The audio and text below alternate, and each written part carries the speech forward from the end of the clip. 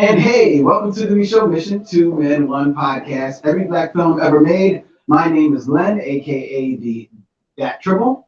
And as always, I'm joined by my partner. Hey, this is Vincent Wolf. And as always, I'm joined by my partner. We've got guests in the building. Tonight, yes, we got guests in the building. Ladies and gentlemen, yes, we do. Yes, we do. Ladies and gentlemen, we are very to have our friend and proud in the studio today. Our friend Nikki Wright in the studio today. Toya Haynes, Nikki of Wright the and Toya Haynes Unsung of the Unwrapped podcast.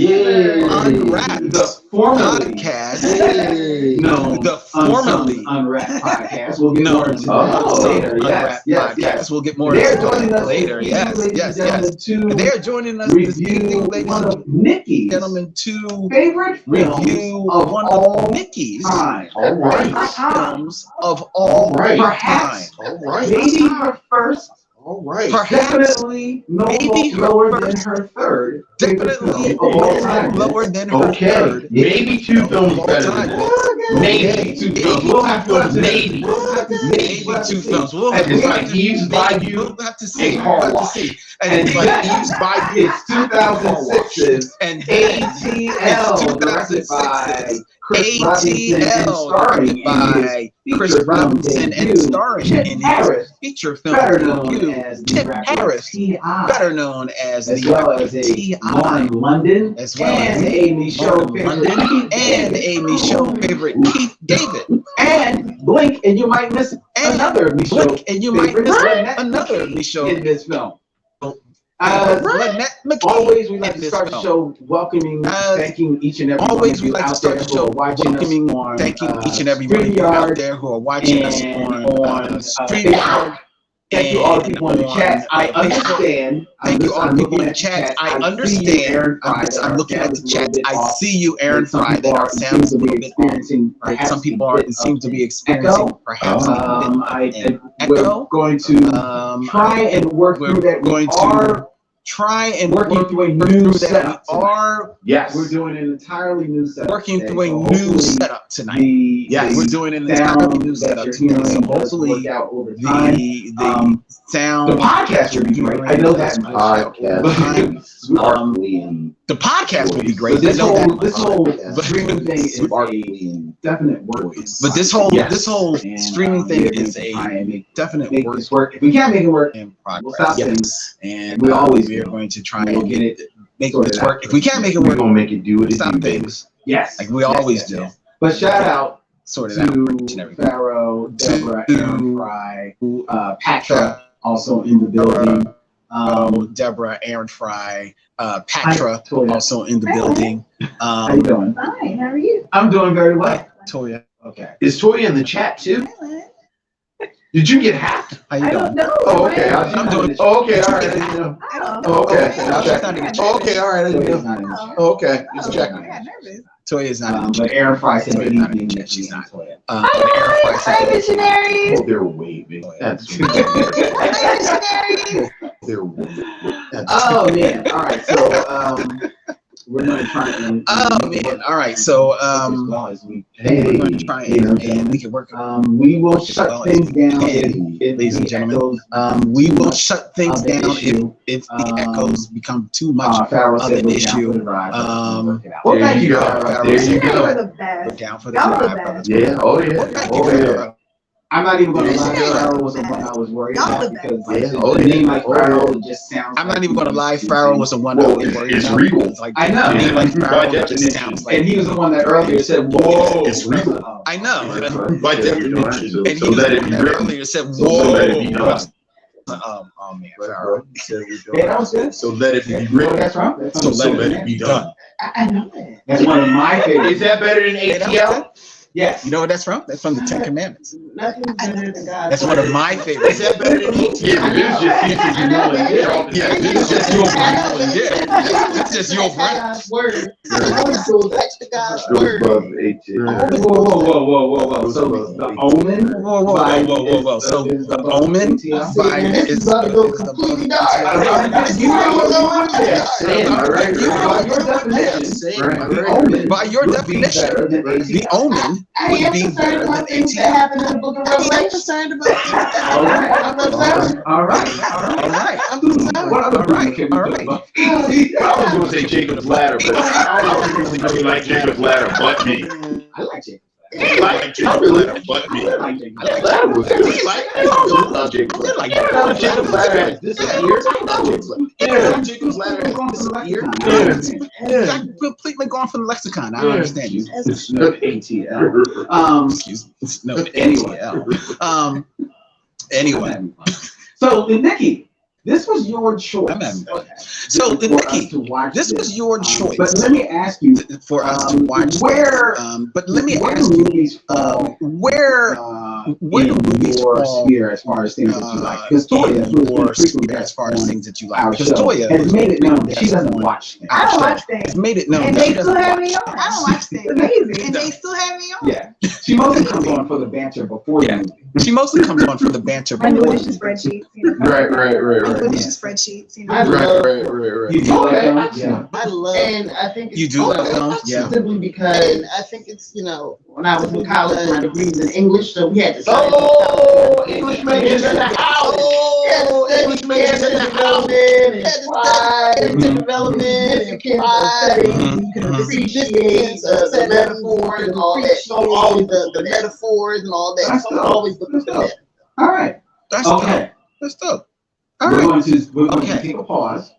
We're going to I'm we're going to following take a Farrell's pause. lead. Okay. Farrell has hit us up in the chat. Okay. Now And Farrell has hit us up in the said, chat. Yo, I think it's time And to hit the Farrell has reset said, button. "Yo, I think it's time to hit the This is reset not good button. quality sound That that is this going is through. not Okay. good quality And sound. I don't. That All right. So what do we need to I do? don't. So I'm going to. All right. I So don't what want- do we need? All right. So I'm going change to Awesome calls. pause things. All right. I'm going to change Awesome. things And then audibly. we'll Okay. Okay. do this. Right. Okay. So is this pause? A full pause, or is it a pause? Okay, so is this while pause you run around the pause? full pause or is it a pause? Well, right. As we do this, Right. Because I'm actually going to. Because I'm actually going changes. going to make a bunch of changes. This end. So y'all can keep talking. Keep talking. Keep This talking. end. Okay. So y'all can keep talking. Subtly Keep talking. tuning Keep the talking. sound Okay. quality. And So- subtly Yeah. assume the Yeah. sound But quality. y'all keep talking. Change. But we should talk about things Yes. But y'all keep that talking aren't about yourself. necessarily. We should talk about things. Yes, exactly. Because I have many questions Yes, exactly. Because about I had Unsung. many Right, questions. but don't go there. Right, don't go there. Don't go there. Because I have Don't to go say, there Right, yet. don't go this there. can Don't go may there. or may not. I don't know whose idea Because I have to say- Unwrapped is, but you, Toya, are one May or may not. good I don't know podcast whose idea away from being Good my actual interview. podcast idea. Because you keep coming up with ideas that I wish that I had. Because like the first time I heard, I actually first I said that I never thought of that. Like the first time. And then Unsung Unwrapped is just a great idea. Now, But we probably shouldn't talk about that now. So I'm just letting you know, Unwrapped is just you come up with great one more idea. good idea, We probably shouldn't talk about that now. I might have to break your So, kneecap. I'm just I don't have So you time can't for go to any the more Olympics. ideas, so that's, you have to worry about. All right, just saying. You can come up with a good idea if you want to. Listen, she is the brainchild behind everything. All That right, is creative. all right, all right. Well, I mean, okay, Well, what's going on, ladies? we how are actually, can we talk about what we, No. Did you move my camera? The boss said no. Yeah, where are you? Why are you not? wait, Yeah, you're still there. No, but I'm not centered. you're not in the frame, you're not in the Something frame. wrong with her. Just because I moved out. That's all. Okay, all right, Here. There you all go. right, there you go, all right, Oh, no, like, okay. all right. Okay, Alright. so we can. Well, I want Toya texting us, yelling at us about we're not in the frame. Y'all are fine, I can see, Alright. I can see you. Okay, I I'm just, can tell you, if I look. go like this, if I go, hey, hey, I don't want no static. hey, hey. I don't want no smoke. I'm just doing what I'm trying to do. What I'm supposed You may to do. want to move just a little Just- bit over. Can you, like, look at Like to my yourself? left and to my right. Like you said, over. I don't know if that's gonna be your I think that's left. towards me. Well, that's right. So that's your right. My yeah. right, your My left, your right. is it like So, stage left? That's good. Yeah. Is that stage? You're good. Okay, so How are we doing in these waning days of summer? It's coming to an end and it's so short. So I take it you're enjoying summer. When I realized that next week I go back to teaching. Yeah. Teach the children. Teach the babies. With a mask on. Yeah. With the mask on. Hug right there. Yeah. You know. it just feels like we're in a time warp. Like nothing, like it's August, but is it? Like it's just almost the same day over and over. And I work from home. Right. So like it's really the same day over and over again. So it's weird. It's weird. I had a conversation with a friend of mine this weekend about working from home and workspaces. Yeah. And like that clear demarcation that they told you should have right at the beginning. You know, you work here and then you live here. And I said that I think things have gotten a little bit more complicated as time has gone on because, you know, our workspace has become more homey. Right. But then you realize you can do work anywhere. So I don't know how y'all That takes y'all got like home discipline, off, right? Which part? Like to work from home, it's a lot of discipline Mm-hmm. because I want to watch TV and eat a burrito and wash a load of laundry. It was the struggle this year of teaching virtually because I'm home in my bedroom and like in between classes I'm washing clothes and you know. Is that bad? Sometimes it was hard for me to get back into the flow of things when it was time to teach again. Like, hold on, my dryer's going off. I don't want the clothes to stay wrinkled. Hurry up, let me teach and let it be over. But I think it takes a lot of discipline to be home and be focused. Oh yeah. Because I feel like having a burrito and grading papers is living the dream. Yeah, but then I get burrito meat all over the papers and then I have to lie to my students about what the stain is. That's actually blood. I was crying tears of blood from how horrible it was. Right. I won't ever turn something like that in. Right. There's some pros. I mean, I agree with you. The thing about like being able to do laundry, which I do like. Like I do like that could work and then, you know, put a pot of greens on the stove. Greens. How do you go to pot of greens? I like the multitasking laundry, pot of greens during lunch. It just seems like a strange pull. I could, Like a pot of greens. you know, I could, you know, How often are you some making pots of fish, greens? Usually on Sunday, but I'm just Okay. saying, you know, if I wanted to pick them up during lunch or something. I know I sound so southern, like so country, and I'm not. But it helps me to be able to prepare for other things, like prepare for Big you mama, don't make professional woman. You know, I've learned a lot during the pandemic. Just a lot more. But I mean, as far as, or if I need a nap. Finding a nap. Like if I need a nap, I can just go to bed during lunch. I'm not saying I spend hours and I'm responsible during work. But like if I have, you know, during my lunch break, Right. like, you know what, I could actually go to bed. Under the covers and go to bed. And you would wake up. Yeah. Really? I've done that. If I'm like, I'm not feeling well, but I'm fine, I can work. Go under covers for a good 45 minutes can feel like 2 hours. Now, when I got the Moderna shot, Mm-hmm. COVID shot, you know, like the next day you felt like you got hit by a Mack truck. Mm-hmm. And I was like, I'm glad I'm home because I was literally like in the bed teaching the students. I turned the camera off because I just felt so bad. Yeah. If I had to go into the building, Interesting that you turned your camera off.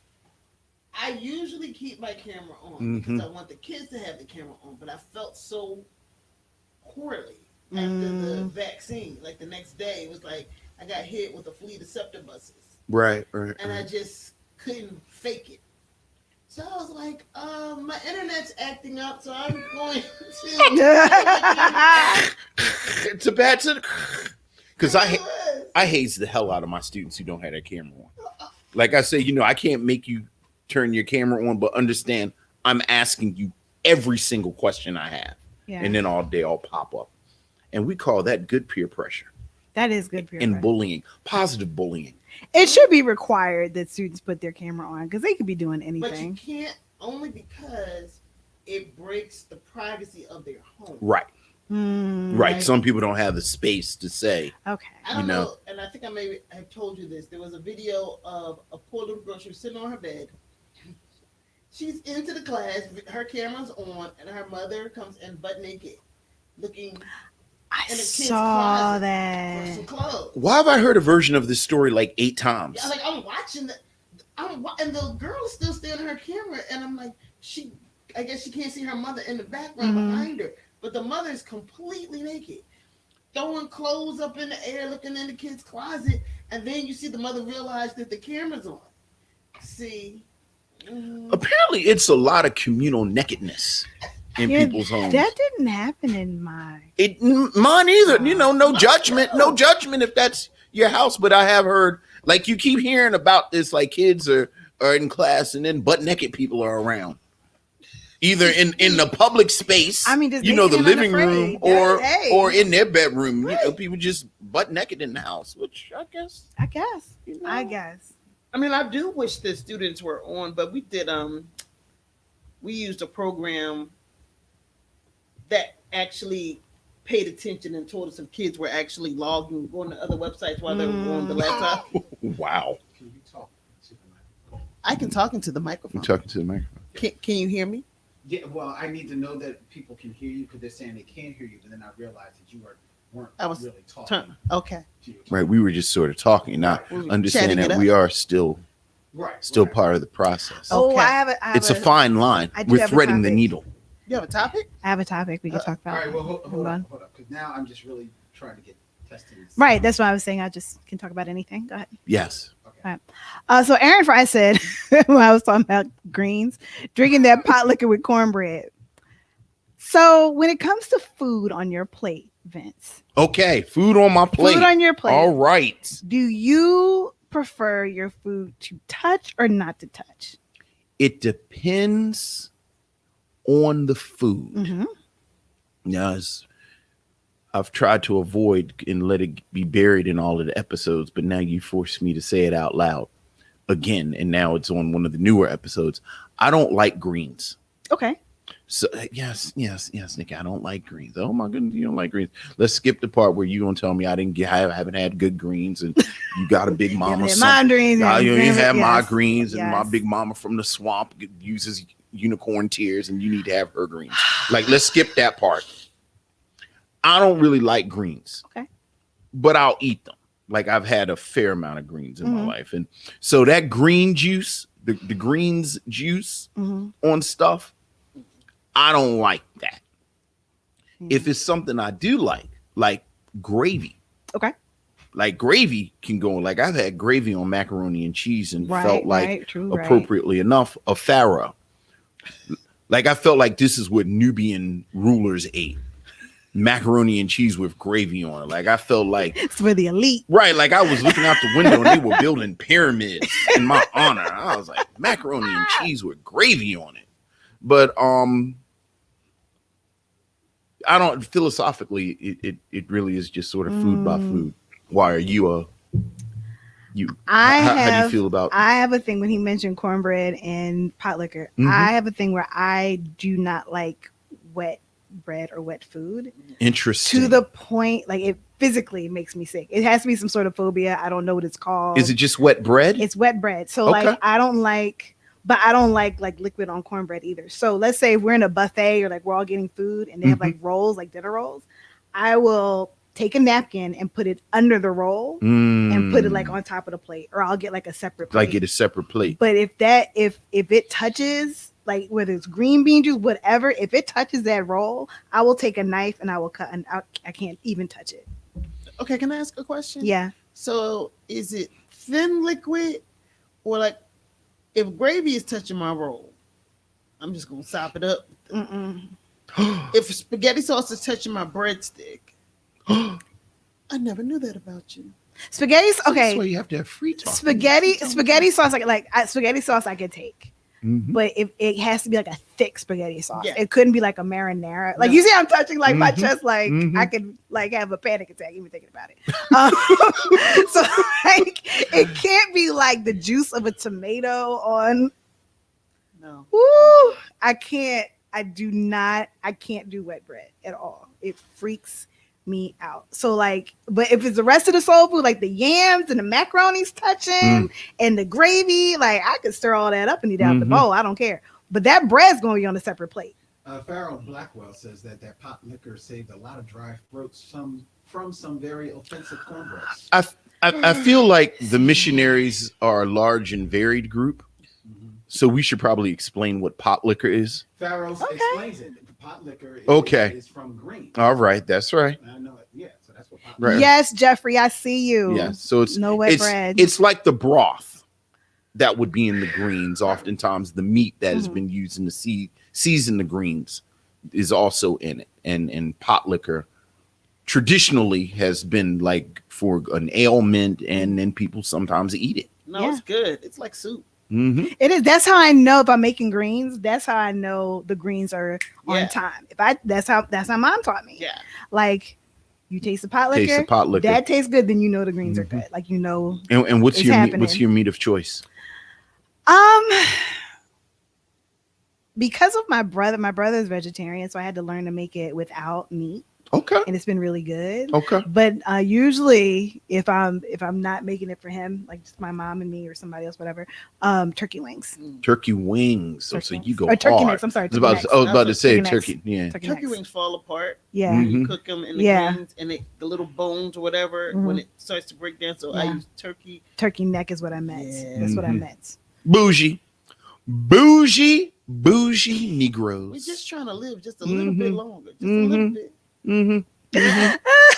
I made some. Y'all too good for a ham hock? Like throw a ham hock in there? Listen, that ham hock. The fat back. Let that meat fall off the hock.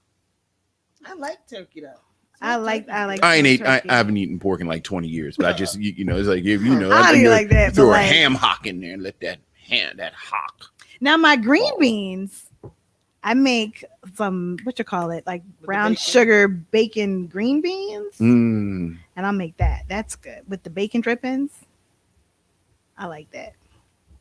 Actually, I said bougie and meat. I actually had a pretty intense argument. Do you put okra in your greens?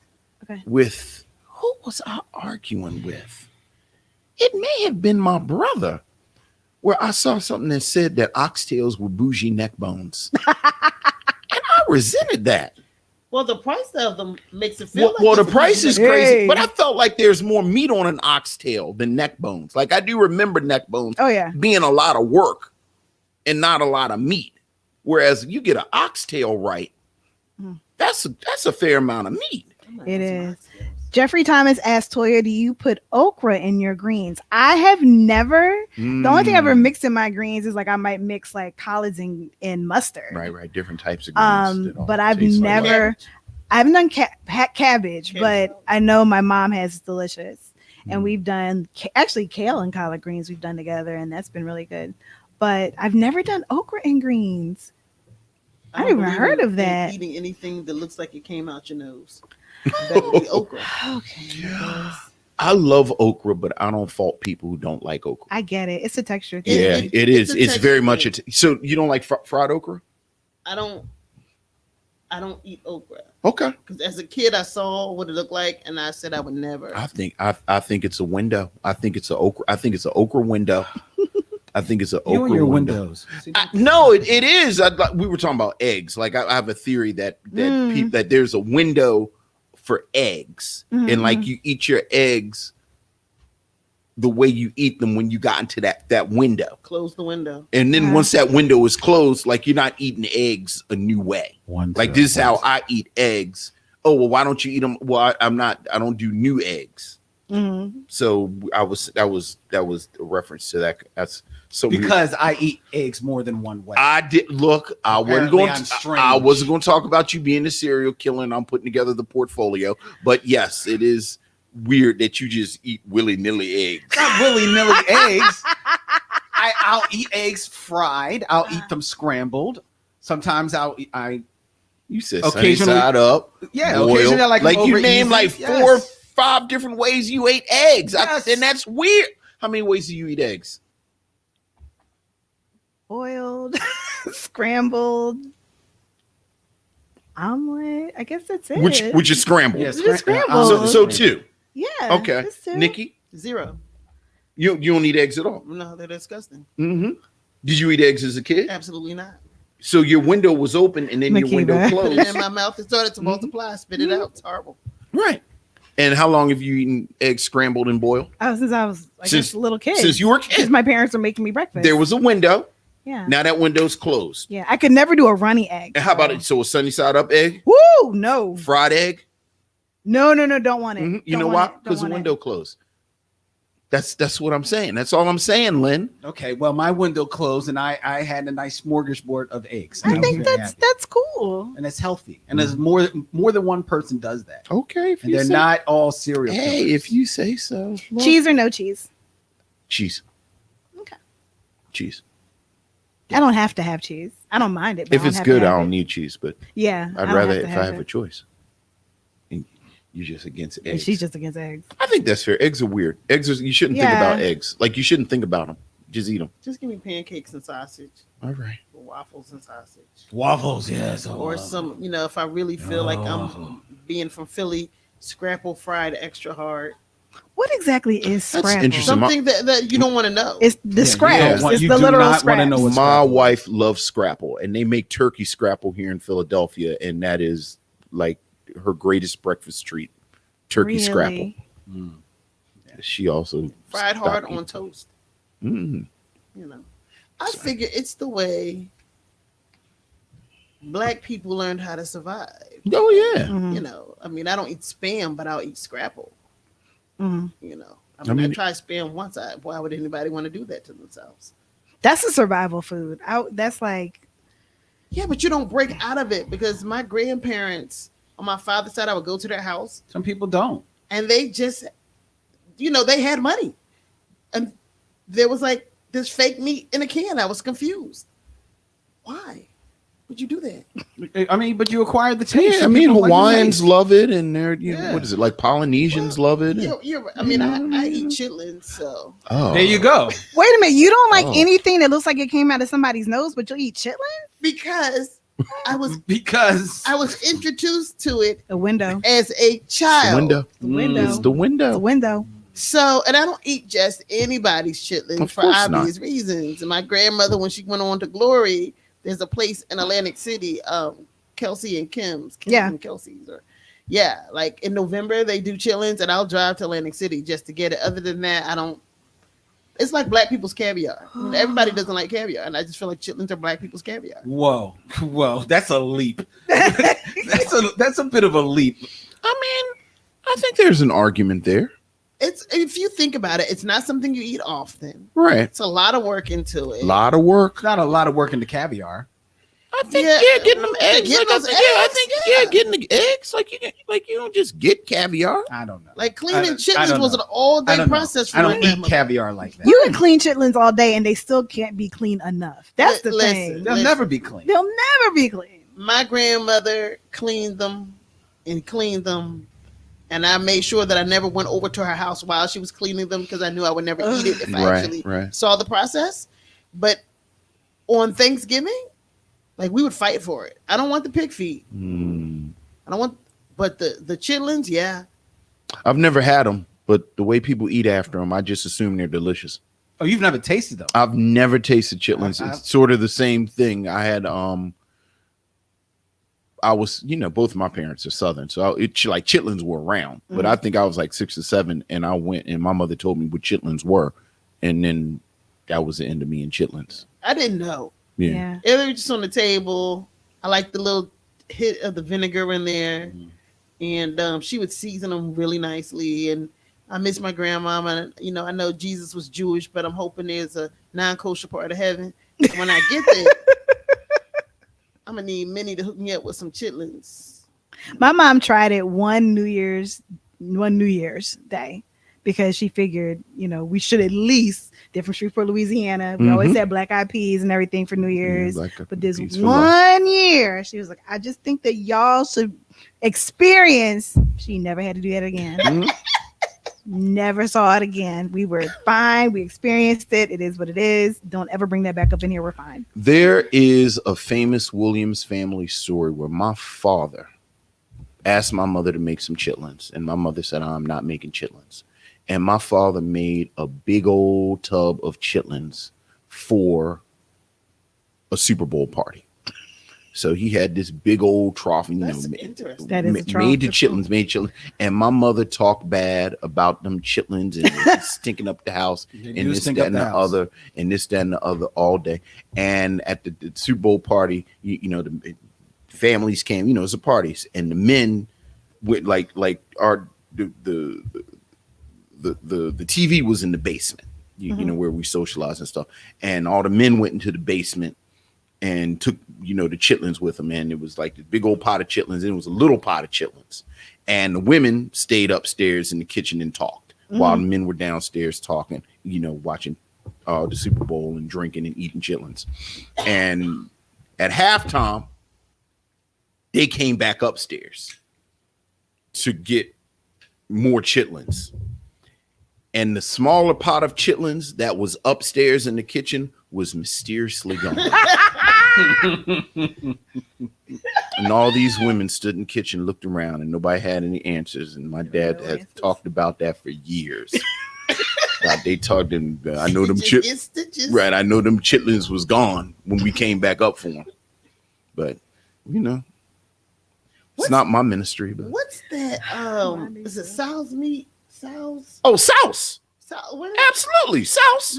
My late aunt Souse, head cheese. Oh yeah. I was like, she was like, it's like a gel. That's right. No. Eat it with saltine crackers. No. Whoa. What is souse? Souse is it. Look, it's all scraps. So souse is scraps of pork. So it's leftover pork. Right. No, not left. The scraps. Okay. Right. The actual scraps. And they put it somehow there's a gelatin that it goes into. And they season it and you eat it oftentimes with the way my people ate it was with saltine crackers. So it's like it's souse and head cheese. And I think there's a difference, but I don't know. But I've had souse before and that was good. Like we'd go down, like there were certain things when we went down south, I knew we were down south. So like peach knee high, souse, head cheese. My dad, it was a spot where my dad would get a pig ear sandwich. Oh, my grandfather used to get that. And a pig ear sandwich was a pig ear, Yep. 2 pieces of white bread, and some hot sauce. That's Yo. it. And That you was hear it. and you hear the crunch. That was when you it. ate it. What's the crunch from? From the cartilage in the ear. Yeah, Come on yeah, now. yeah. Oh yeah. My grandfather used to sell them out of this was the one like pig sandwich he sold out of his shop, his store in South Philly. Yep, pig ear sandwich. Now, I've also I never really had any of that. Like I had sauce, I had head cheese. I didn't have any of this other stuff. My brother and my sister ate more of it than I did. Pickled pig feet or pig feet just like in a pot, like they stew it almost. Well, I've had it. I don't know if I've had pickled. I think so. I guess I've only had it from the pot. Right, Yeah, right. So I don't think I've had. So you never like took it out the jar. Nah, Okay. no. All right. And trust me, I had it out the pot the one time, and I said I don't need to have this again. I'm fine. Look, people I'm that fine. like pig feet love pig feet. Oh, yeah. Oh, my mom had to make people it that like once every pig 3 feet months. love pig feet. Once every 3 months, You know. I knew that I needed to stay out of the house all day because it was going to be stank in the whole house. And she made pig feet and chitlins, and she was inviting all her sisters over. Hog So- maws. They did Hog hog maws. maws. all Except for that. the chitlins, yeah. Mhm. all that, Good dog. memories. And then the next day, my mom would double down because she would make liver, and I hate liver, but she would fake you out I like liver. because she would make the liver, but she would also make bacon that she would wrap around the liver. So it would be a fake out because the bacon would smell so good. But then when you bite into it, wrapped around the liver, then you're biting in the liver. And it's just, it was like punishment. And it was like, ew, this is disgusting. That sounds like betrayal. It is betrayal. I used to like liver. You're so passionate. I would feel betrayed. I used to like liver and onions. Ew, ew. Liver, my mom used to make liver and onions, and it smelled like steak to me. Mm-hmm. And I remember like, oh, my mom's making steak. Betrayal. And I came downstairs, I'm so excited. I'm like, it's steak. And I took one bite, and I was like, This is Betrayal. If why it's would not, anybody eat it. yeah, if it's not right, it's not right. But yeah, if somebody like some people can get it right. My mother could get it right, and I like liver and onions and gravy, grits and gravy. The gravy would be chicken livers. Chicken livers. See, in the my gravy. My to go over grandmother grits. would make that, but it would just, she knew that I didn't like liver, so Right. she would just sprinkle just the gravy. gravy on my grits. But yes, that was banging. RM on YouTube says that his mom would F up some pig feet and lima beans over rice. Like, Okay. I don't mess with lima beans. I think lima beans. I love lima beans. Lima beans belong with peas as the worst thing on earth. Really? On Earth. On earth. True story. This is from it was in the Bible before it was excised by the Catholics. The reason why Adam actually took a bite of the forbidden fruit from Eve, it was because he was trying to get the taste of lima beans out of his mouth. That tracks. That tracks. True story. It's apocryphal, but it was in there. I don't ever want lima beans by themselves, but I do love succotash. Hell no. See, that's betrayal So, too. corn and lima beans. Yeah. No. How are we doing over there with the sound? Oh, Yeah. the sound is good. They told me the sound is good. Oh, okay. Okay, guys. I Sorry. was enjoying the conversation. No. I was enjoying the conversation. But on that note, well, so you gave me a nice little edit point there. Let's get into the Unsung Unwrapped. Yes. The Okay. story of Unsung Unwrapped, which is the podcast that Toya and Nikki started, where they were actually reviewing the episodes of the is it BET or TV1? TV1. TV1's Unsung, and you actually did it for 2 seasons, We did. and it was a fun show. Yeah. You actually you noted that the greatest episode of Unsung was their story of the DeBarge family. Yes. And you recently just reviewed that episode of Unsung, and I know that's your most recent episode. Our most recent episode. Yeah. Is that up?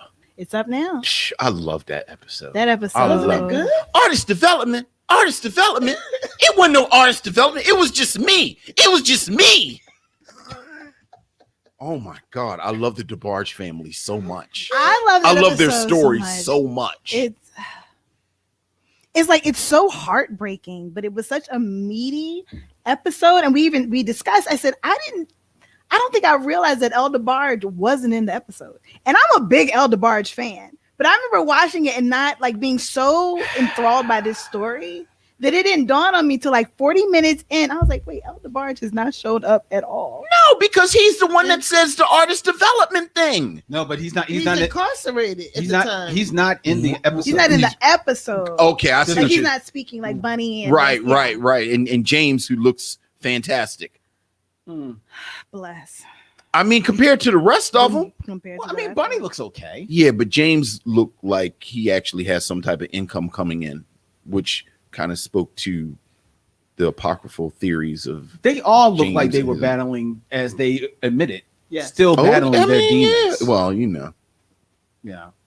But that's the most recent Yeah. episode of Unsung Unwrapped. But Yeah. from what I understand, there's a change. There is a change. Breaking news. Breaking news. Okay, so we announced that was our season finale, but also the last episode of Unsung Unwrapped, as we know. We Okay. actually changed it because what we realized, particularly during the pandemic, is that first of all, we don't know when Unsung is coming back. And also the show started because Nikki and I talk about these types of shows all the time. So we figured, why don't we just talk about more things? Why don't we talk about like the Mary J. Blige documentary, the Quincy Jones documentary? So it's not going to be Unsung Unwrapped anymore. It is going to be It's the after show after party. the after show after party. Oh, so we still keep the no, alliteration is for consonants, assonants. Yes. English major, stand up. Boom. I love alliteration estimates. I love stuff like that. So yeah, the after show after party. So we'll be able to discuss not only Unsung, but also there's a documentary series called A Closer Look, which the first episode is on Ralph Tresvant. So you know You know, I had so much to say about that because I was so excited that someone has given Ralph his spotlight, his props for an entire episode of something. Of something. Are you allowed within 1,000 feet of Ralph Tresvant? Like, how's that work legally? I there's a statute of limitations. On Okay, things, all right. and so right. I think I should be. By the time they arrive to Vegas, everything should be cleared up. Got you. God bless the legal system. Yeah, and everything good should be cleared up by representation. Vegas. All right. Yeah. So what are we looking forward to on the show? I mean, besides the Ralph Tresvant episode. I want to do the Brian McKnight one. The Brian McKnight. What is it? A documentary? Or Okay, so on this same It's a closer doc look. series, a closer look, Mhm. they actually do Brian McKnight, and I had so many questions, Woo.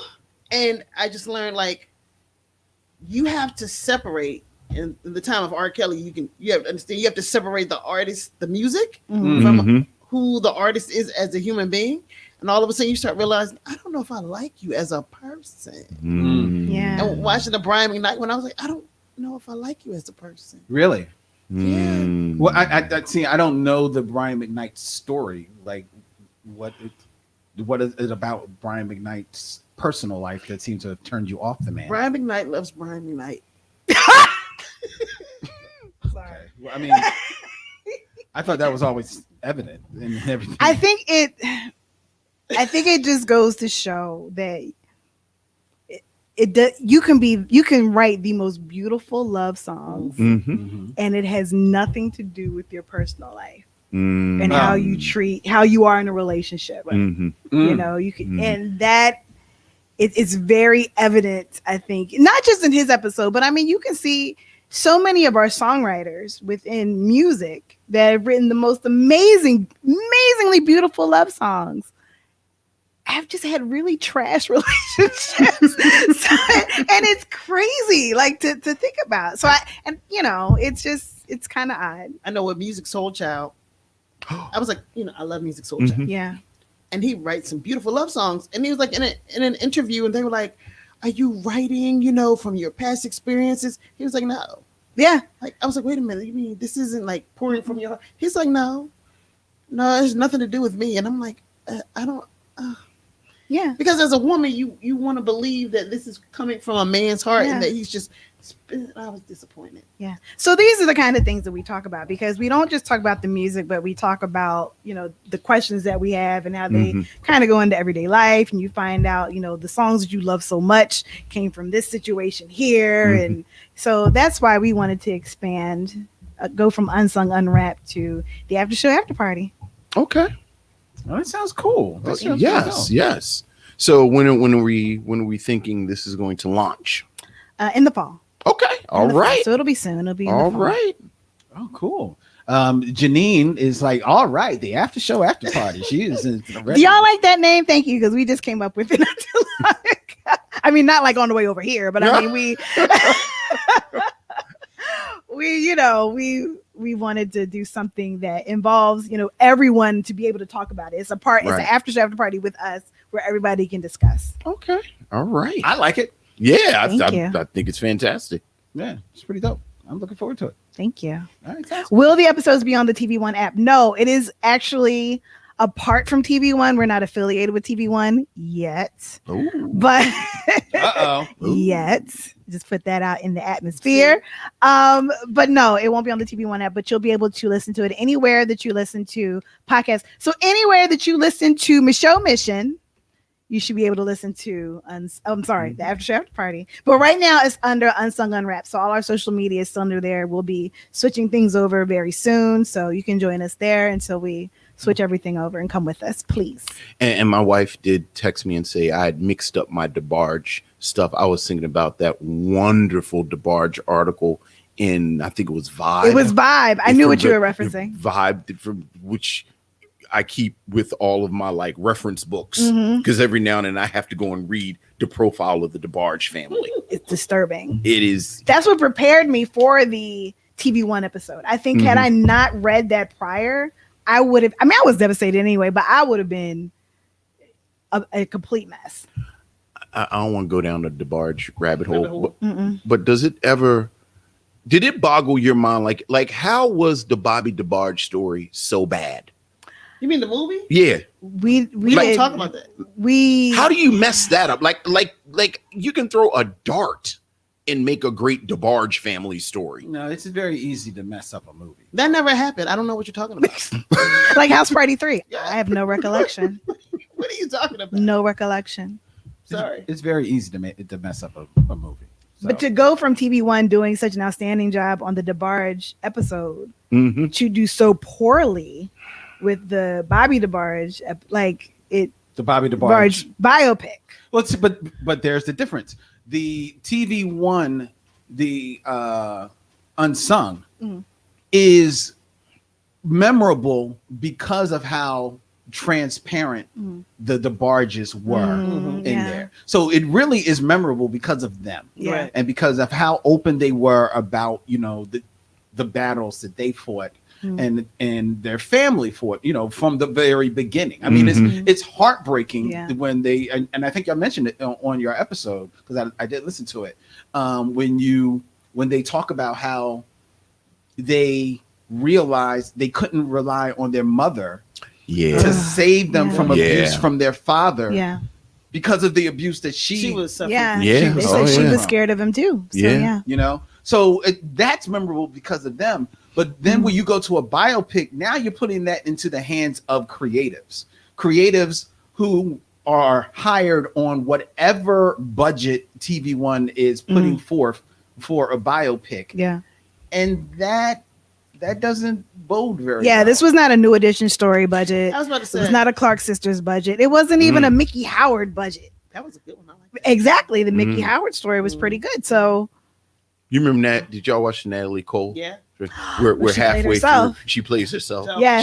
She takes the suitcase Yeah. from And they pass it one to the next Yeah. man, and and now it's Natalie Cole. yeah. was not that. Was not of that. It was not flexed as Michael Jackson It was not level. flexed So as it's like on a scale of Michael Jackson. on a scale of New Edition, which I still Right, think is the right, best. It is. Is the Yeah. best. The best On a scale what? of new biopic, Television don't biopic. start with me today. I'm sorry, I'm not about to slap mean, you. That's not what It's my the hands are. best television biopic. It's not better than the Temptations or Jackson's Yeah. on American Family. It's not better than either of those. It's good. I don't I would say know. it's right up I feel it's up there. You know why I think it's up there to me? Man, Leon playing Dennis Edwards is Everything. iconic. But just like ain't nobody coming to see Otis, ain't nobody watching See? the movie See? to see. See? anybody else. See? I don't know. But on the scale of the Temptations, to flex as Michael Jackson, like I'd say I didn't see the Bobby DeBarge episode, but I did see the wigs of the Bobby DeBarge episode. Right. It's My man with the wig. Definitely closer Yeah. to the flex. Are we frozen here? No, we're fine. Oh, okay. We're fine. All right. Okay. We're okay. Because I'm frozen on my screen. Yeah. Well, that is that's fine. fantastic, and I'm Thank very you. much looking. I love this kind of thing. Thank you guys. Thank you. All right. And Deborah found Mhm. Unsung Unwrapped on Stitcher. Hey, thank you, Deborah. I hope you enjoy it. Yeah, listen to it. If you don't mind, enjoy all of their episodes. Listen to DeBarge. Listen to DeBarge. But I'm telling you, ladies and gentlemen, you will not believe this is how good they are at podcasting. They made an episode about what's that boy's name? Bobby Valentino. Bobby Valentino. I knew it. They made A whole an episode. unsung about Bobby Valentino, and they made it, and it was good. Those are the most interesting ones sometimes, though, like the sort of random yes ones. We were very transparent. It was We a different That type was of episode. a difficult. They was literally painful. stopped in the middle of the show, like, wait a minute. Half the show is us talking about why was this even made, Right. you know, and Mm. that's why we call it the after party, because we want people to chime in with us and go, okay, wait a minute, is it just us, Or, you know, when you discuss it with other people, you find out that they're thinking the same thing. I have friends that will live text me as they're listening, and they'll ask me questions, or they'll say, I was thinking the same thing, or I didn't know that. Like, those are the kind of discussions that we like that. But that Bobby Valentino one, I have friends that were like, y'all are really having a hard, not having a hard time, but like, you're seeing why it does not make sense. But the fact that we just came out and we were like, this ain't it. This was not it. It's really fun. I mean, it was fun though. I mean, I think one of my favorites is always going to be Christopher Williams. Oh yeah, because That's a of good the one. dismissing the glass quote. Like, Yeah. I dismiss the glass, and he looks so pretty, and then you realize he's a thug. yeah. He's a Like the light-skinned thug, barge the kids, barge. they fight. Don't sleep Yeah. on them. Don't sleep. They fight. and keep their hair pretty and still bust you upside your mouth. That's Yes. Well, I mean, look, a lot of them dudes been fighting since they were like 4. Yeah. It's true. Like pretty dudes and gay dudes. You can't really take them for bad just out the box, because Get your feelings hurt. people been trying them since Yeah. they were Yeah. 4. You will enjoy the Drew Hill episode, being from Maryland, because we do talk about them at the Fudgery. Was it the Yes, it was the fudgery. sing at the Fudgery? So Clown ass nigga. Singing for white folks. Come on, get some fudge. They did what they had to do. they Does it still did. exist? No, what it they doesn't. It had was work at the post to office. do. It was work at the post office. I would love to have gone and seen that. That would have been hot though. Cisco. If it was Cisco, I don't even eat chocolate, but I'd be there. Speaking of podcasts, I want to invite you all, since you're all looking up podcasts, to check out a new podcast that hit on all of the podcast catchers just yesterday, I believe, actually. Yes. It's called The King of Crenshaw. It's a 4-part series on the life and legacy of LA rapper Nipsey Hussle, told through the lens of his close relationships with several NBA players. Listen to all 4 episodes of this 30 for 30 podcast series, The King of Crenshaw, at SiriusXM, Pandora, Stitcher, or any place that you find podcasts. This show is executive produced by Joanne Griffith, who is a loyal friend of the Micheaux Mission. Absolutely. And we are very excited for her. I don't believe this is her debut. I wouldn't say ESPN debut, but yeah. This is one that she definitely meant a lot for her living Yes. in the LA area. And the story of Nipsey Hussle, I actually, was not like aware of how, prominent this guy was in the sphere of hip hop, and checking out the podcast, it was very enlightening. It was I enjoyed it a great deal. So check out The King of Crenshaw everywhere that you find podcasts. All right. All right. All right. Also, ladies and gentlemen, we want to invite you that soon, and very soon, the Micheaux Mission will be beginning the road to 300. Hey! And we invite you to email your suggestions for films that Vince and I should be reviewing from episode 275 all the way up to 300. Email your suggestions to micheauxmission@gmail.com. We look forward to checking out all of them as we make our list. I have already begun compiling my list of films. As have I. Oh, Haha. interesting. We'll have to compare. Exactly. All right. Okay. We're going to get into our review because we've been running real long. Sure. Thank you for each and every one of you who Thank you, missionary. Yes, You guys are the absolutely. best. dealt with our technical issues.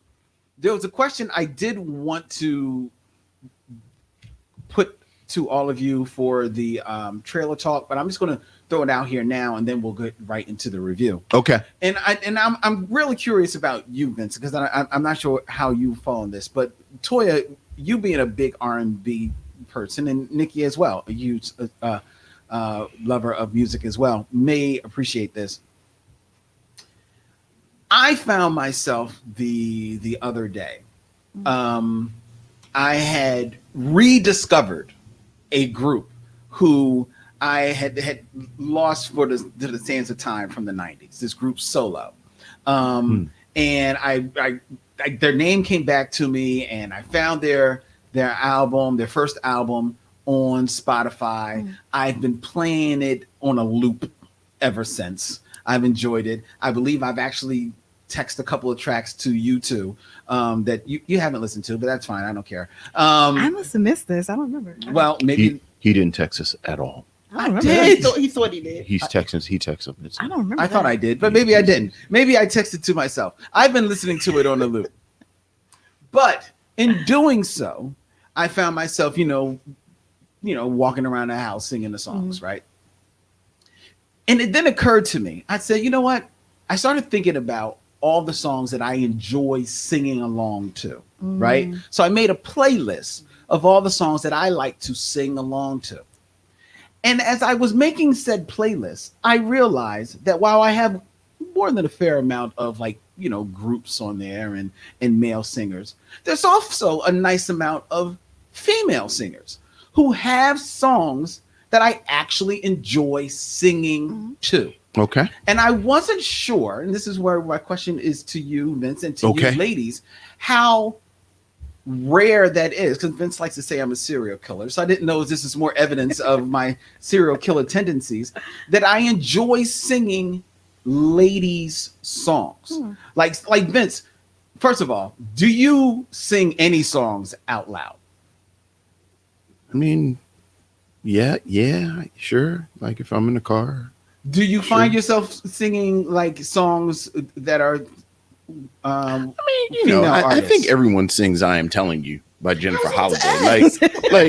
Like I think we're all contractually bound to sing "I Am Telling You." All right, but is there any that you would find? Yeah, I'll give you that. It's come up a couple of times.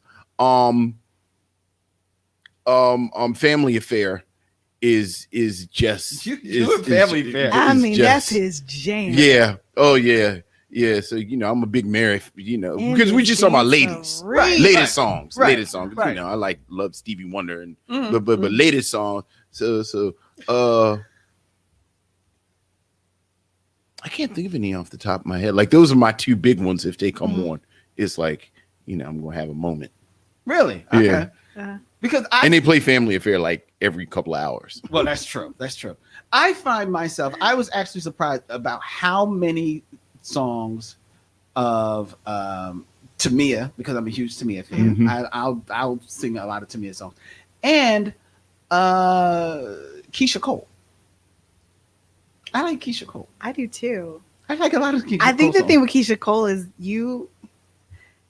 Wow, I'm not trying to be disrespectful songs. at all. Here comes the disrespect. Because I enjoy Keisha Cole songs, However, but I feel like a lot of us feel we can sing Keisha Cole songs. A lot of us feel we can sing as good as Keisha Cole. well, Who are you that's being not. disrespectful to? Are you being disrespectful to the singer? to Keisha, like Are you I'm being disrespectful to Keisha Cole? Oh, this was Keisha Cole disrespect. right, and I'm not, because she can clearly sing better than me. But there's certain notes in the way that she sings that makes you feel like you can attain. Like I could the do that. that you can attain. If I drank some tea. Like you Honey. feel like Alright. you could have sang with her. Like if I stretched, You I could know, do that. I think that's why but there's some album tracks by Keisha Cole I enjoy. Like I enjoy some Keisha Cole songs. So no diss. It's just I think that we feel vocally sometimes that we can attain the level.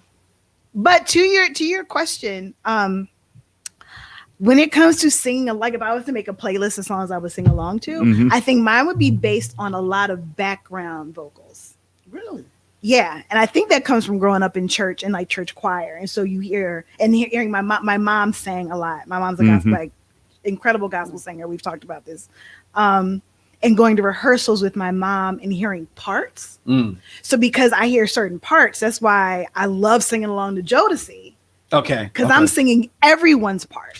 Like I'm not just singing I'm singing parts. I'm singing all over the place. So Is there any other part besides Casey and There JoJo? are only two parts. I say, No. does Dalvin have a part? no, but I mean like the harmonies. Like I'll pick which part of the harmony that I Okay. want to sing. Okay. That's what I mean by different Oh, 'cause parts. I'm it's not still, talking. It's still Casey. Does and JoJo. Dalvin have a part? No, but I'm saying like if you're saying okay, those that are Jodeci fans know there's certain like parts of songs or certain harmonies parts of a harmony that stick out a little further. Does Right. Dalvin have a part? Yeah, because it's still Casey and JoJo.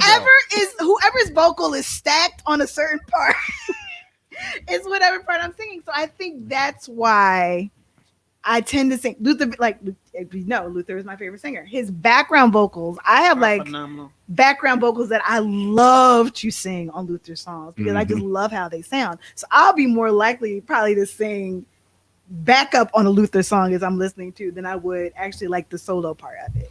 I feel like Midnight Train to Georgia is almost as much the Pip song.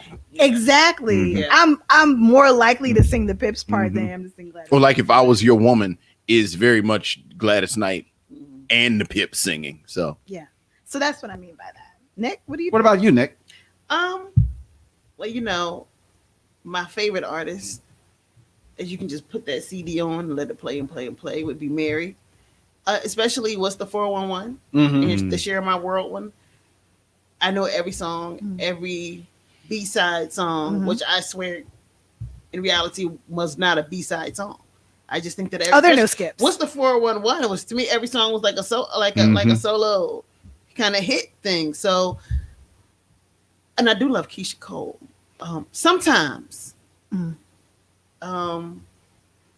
I question. I don't understand this But she- disrespect for Keisha Cole. But she feels like a younger version of Mary. Right. And I know it seems like there's been some tension between the two artists because I think other people have made that reference. Sometimes Keisha sounds great and like great. And then next. Okay. sometimes she sounds like Toya could sing her parts. It's just The background parts. Love. But How she they did sound that love. stacked. That Right, love right, song. right. We all feel. She we can all sing feel Mr. like we sing Dalvin's that. part. She can sing Mr. Dalvin's part in the Keisha Cole songs. Yeah. Don't talk, just What listen. is okay? I know you've all seen Barbershop. Yes. No, Beauty Shop. Have you seen Beauty Shop with Queen Latifah? I don't Not remember. enough to speak on. I don't remember it. Like I don't remember it. There's a scene that the guy that's in Groove Theory, Oh yeah. Yeah. Byron. right? And so he's in Beauty Shop, Okay. and there's a part where they walk into the back of the store, and he's singing a girl song. Oh, he's singing a Salt and Pepper song. Mm-hmm. I don't know if it was Push It. No, I'll Take Your Man. Okay. And the women beauticians were like, "What is happening?" And he sang it like he rapped it like He's it was into it. personal. Yeah, I'm like, and that made me think like, do guys do that? Do guys? I'll Take Your Man is a great song, man.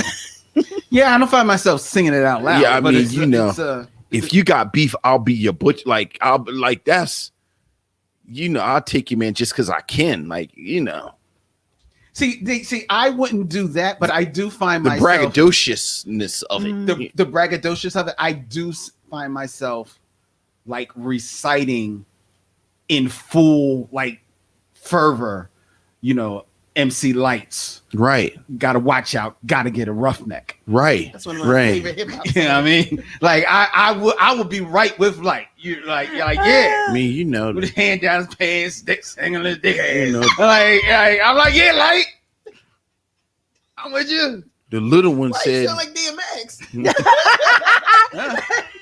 The little one said, "Yeah, me, bitch," and laughed, and I punched him dead in his eye. So if you Who you calling a bitch? if You do and that- I-T-Y. I mean, You and Right. I-T-Y. You and I-T-Y. He went to another place. But does this Just, mean that you you know. sing like Destiny's Child Soldier? I'm just kidding. no. No. I love no, I that. don't That's think that's anything. one of my favorite songs to sing along to. Actually, Yeah. No. I was just curious if we're, it's all along that same thing. I do sing everyone's parts in that song as well. Do you sing Mr. Dalvin's part? Mr. Dalvin. doesn't Do you sing insert Mr. part. Dalvin into every song that you sing? No, Because it's very easy. I don't just don't talk, just listen. What else? What else am I gonna say? Every version of Wait, that's Silent Devontae. Night that I hear, That's actually Devontae. I started and I sing Dennis Edwards' part. You have to. Like I say, in my mind, like every yeah. version of Silent Night that I ever hear from anyone, In my mind. I feel like that should be in the beginning of it. Yes. Oh, God. Yes. You guys are cracking me up. That's funny. All right. All right. All right, ladies and gentlemen. Enough of that. Thank you for indulging us, Miss missionary. Makiba says, on the flip side, I rap I'm Bad and Microphone Fiend. Come on, microphone As you should. fiend. Yeah, I was about to say, I'm with that. Yes, ma'am. give me that walkie-talkie. Oh, and Steve Hendricks says, I sing Michelle's part in Survivor as they cut her off when the chorus starts. I do find myself, that is a song that is on my playlist. Survivor? No. Michelle. No, he was talking about Michelle and Michelle. Destiny's Child. Destiny's Not Child. the song Yeah. Survivor. Well, Steve, then You, forget you- your Steve. No. Michelle. Michelle. Michelle.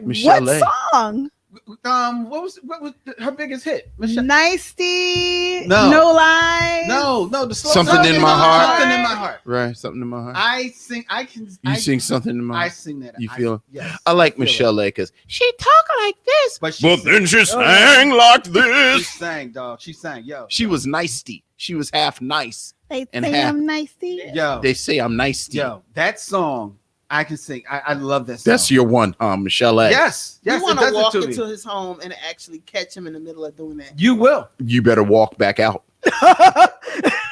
and hope he didn't notice you. I won't care. I won't He care. really won't. He really No. won't. Y'all walked in here when I was singing Tamia. to Mia. Having a good old time Mhm. Y'all and better did not than me. stop. No, just because we came in. Did not stop. All right. It's like putting down plastic all over the floor and on the walls. It's got like a staple gun. He's stapling the plastic up on the walls. Put on some gloves. I Okay. know. Singing to Mia. That is my favorite movie. Uh-huh. Anyway, I guess we should get into our review. Yes, I because I, mean, could it'd talk be- about this yeah, so yeah, much yeah. longer. So yes. So let's get into our review of ATL. And yes, Kelly Howard, I see you. Hello. Kelly Howard is screaming hello Hi, Kelly on Howard. YouTube. So everybody say hello, Kelly. Hi, Hi, Kelly. Kelly. Hello, Kelly. Now she says hey. She's happy. All right, let's go. So, what are we reviewing? I done forgot. Roll bounce. Lethal Weapon 2. ATL, as four friends prepare for life after high school, different challenges bring about turning points in each of their lives, centered at the local roller skating rink Cascade, featuring the film directorial debut of music video director Chris Robinson and starring hip-hop artist T.I., credited as Tip Harris, in his film debut. ATL also stars Lauren London, McKellatty Williamson, Keith David, Lynette McGee, and also Big Boy from the group Outkast in this film ATL, which is brought to you today on the Micheaux Mission by our good friends Toya Haynes, and even more to the point, Nikki Wright, My girl. as she presents her third favorite film of all time. Nikki, what say you of ATL? Okay, so Marseille Martin from Blackish, right? Mhm. Plays Diane. Yeah. She has her own production company, Mhm. and she said that she's not making any films about black pain because that's not where she is. Yeah. Okay. When I watch ATL, it reminds me of that. And what I mean is, I grew up on New Jack City and Juice and Set It Off. And I love those films. Set It Off, I can only watch once because it just takes me to a different place. But that's not all to black life. Right. And I believe that there are going to be people who never meet us or anybody that looks like us.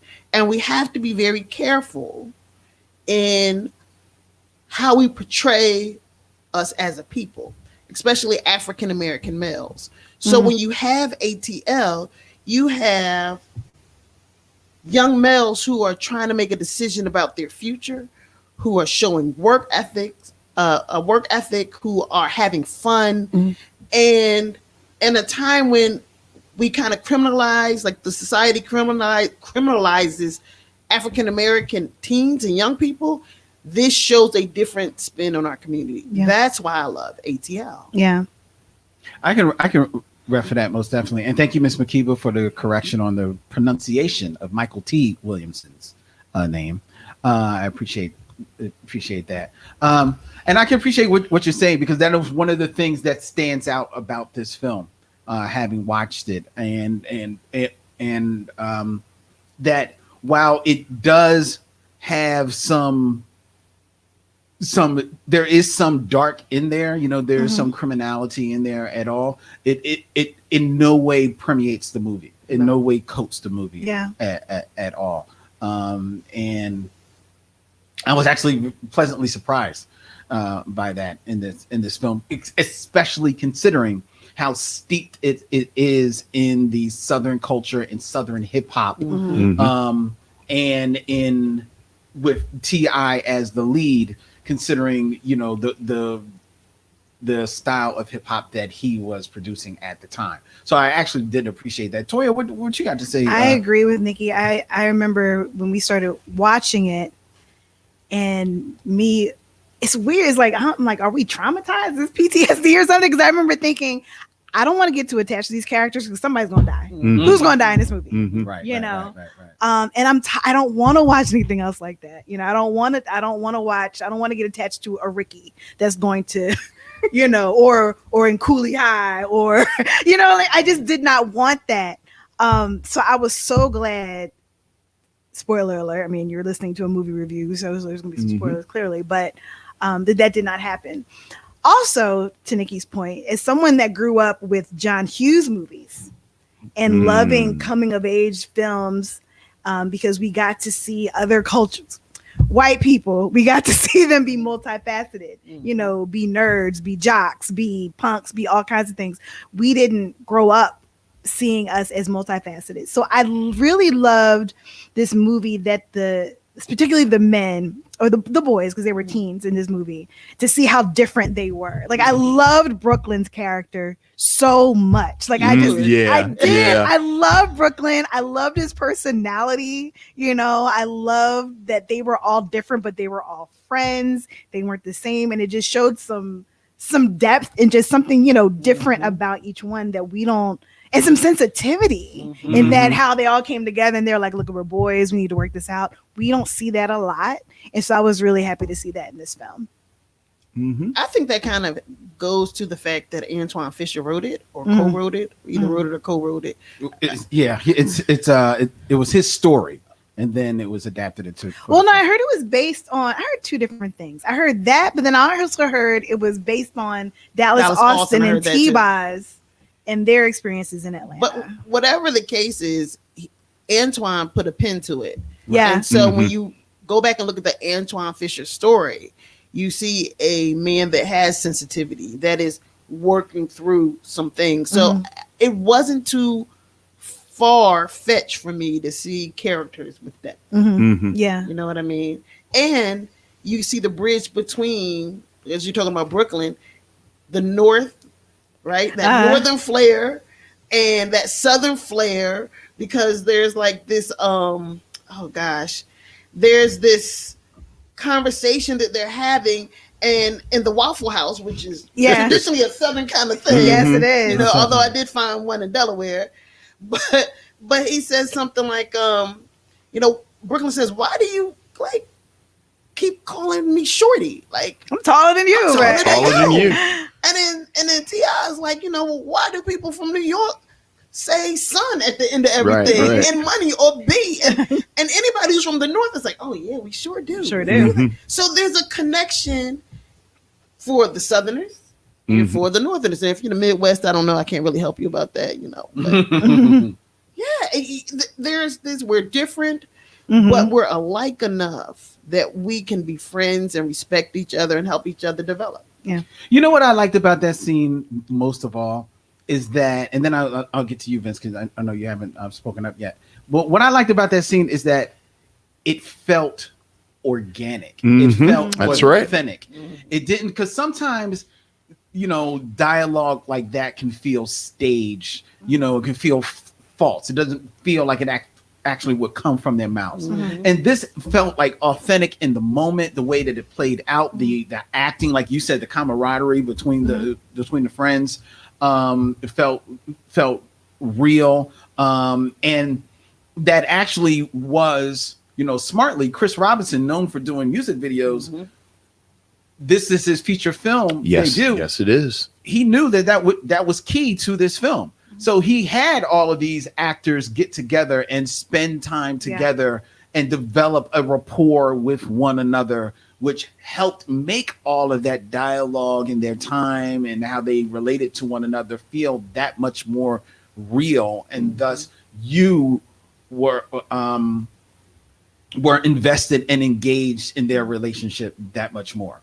So that's another smart tell from this guy who, it's come from music videos. All you got to do is just like choreograph the words to the movement. No, he actually took time to study how to get that story across. Go ahead. Yeah, actually, that's a good transition. You talking about his directing, because as much as I agree with everything that y'all said about the positive depiction and the humanity, but I always I very quickly get real kind of about when we talk about our art in those terms being positive and the imagery, because frankly that's where you end up with a lot of our stuff that isn't necessarily the best quality. It's just real positive. Right. Okay. I see what you're saying. So I really want to talk about, this is a really good movie. Like this is a really, really solid movie. You talked about Chris Robinson's direction coming from the world of video. I think his direction is spot on. Yep. Like what I kept writing from the very beginning, the way he establishes Atlanta. Yes. Yes. And modern Atlanta. That opening over Georgia. Over Georgia and Ludacris is amazing, where you get that scene after scene, the pool, the couple of times at the skating rink, both on Sunday night and old people night. That's right. The Waffle House, Yes. Yeah. the high school that T.I. and the rest of his boys go to. This is such an amazing sense of place that you get with Atlanta. I think the script is fantastic. I loved this script, speaking to the camaraderie between the boys, the camaraderie between Nunu and the twins, Yes. the relationship between the twins. And here's something. I think this is my favorite Tasha Smith performance. Oh, yes, I love Tasha. Yeah. The relationship bit of Tasha between goes a long way. the twins and their mother. The wonderful relationship between Michael T. Williamson and these two boys. The relationship between the two brothers and T.I.'s character, Rashad. Everything about this script, I think, works. Keith, I'm not good. Like, I put Keith effing David has entered the chat when he comes in. To a performer, I loved every performance in this movie. All four of the actors of the friend group. We haven't talked about them. Jason Weaver to me is the secret. He is the secret weapon of the film. He is the secret sauce. And why doesn't Jason Weaver work more? Jason Weaver is unsung. Jason Weaver is fantastic in this. T.I. for this to be is this his? Is this first? You completely understand how and we've talked about T.I. before with rappers who've become actors. And to my mind, I think Will Smith and LL Cool J and Mos Def are actually actors. Yeah. Who, like they actually are polymaths. Like they are MCs, but then they are also actors.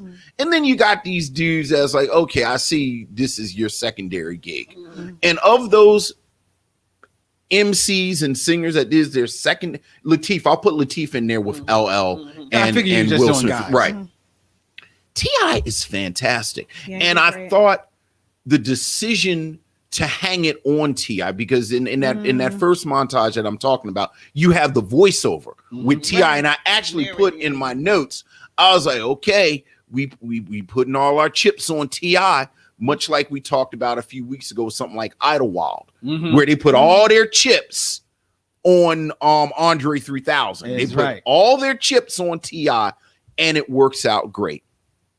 Lauren London has not done a lot of work, but you completely understand how Nunu is this iconic figure for a whole like for like we're Nia Long dudes. Like we're Nia Long because that's our age group. But there's a whole generation of young men that Nunu is it. And you like Lauren London, she kills Nunu as this sweet, spicy, sexy, other words that begin with S woman that you completely get where she sits in this ecosystem. Keith David, this is our second Keith David in a row, but Keith David comes up again and again and again. Keith David is just a force of nature. He's just a force of nature. But the thing that I love about Keith David, as opposed to something like Barbershop, where I think he's great in Barbershop, but I think he modulates himself better in this than in Barbershop. Like we talked about in Barbershop, gravity comes towards him when he walks on the screen. But Keith David is acting against Lauren London, who, again, I like Lauren London, but she ain't Keith David.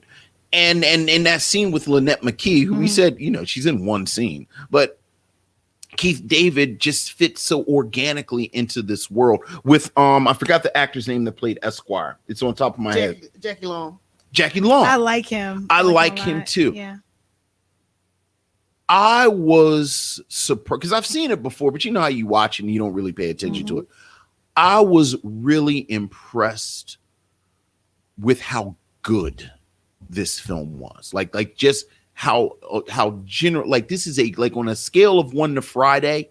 Like if Friday is the apex of these movies, this is like a strong 8, close to a 9. Like this is a strong movie in that genre. So I just really enjoyed this. Wow. Well, that's very high praise. I'm gonna tell you though, this is better than Friday.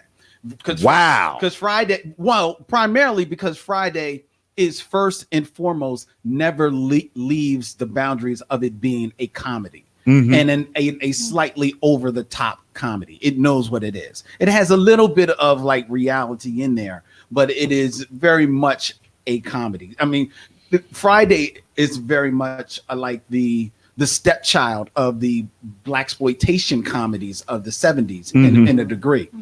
ATL is actually a slice of life movie. Everything in here, like you talk about Keith David, how real he comes off in here and how modulated he is. It's because he's real in here and he knows it. He's a cartoon to a degree in Barbershop. Right. In this, he is a father. He is a father who, for whatever reason, and we all know guys of a certain age, especially once you get to a certain status, and you maybe put blinders on to how you got there to a degree, and now you want to just move forward. Everything is moving forward, especially with your kids, because you don't want them to have to go through what you went through. And that's Keith David in here. And I think it's you shout out Jackie Long as Esquire. I think it is, amazing that young man is able to stand toe to toe with Keith David in multiple scenes. Yes.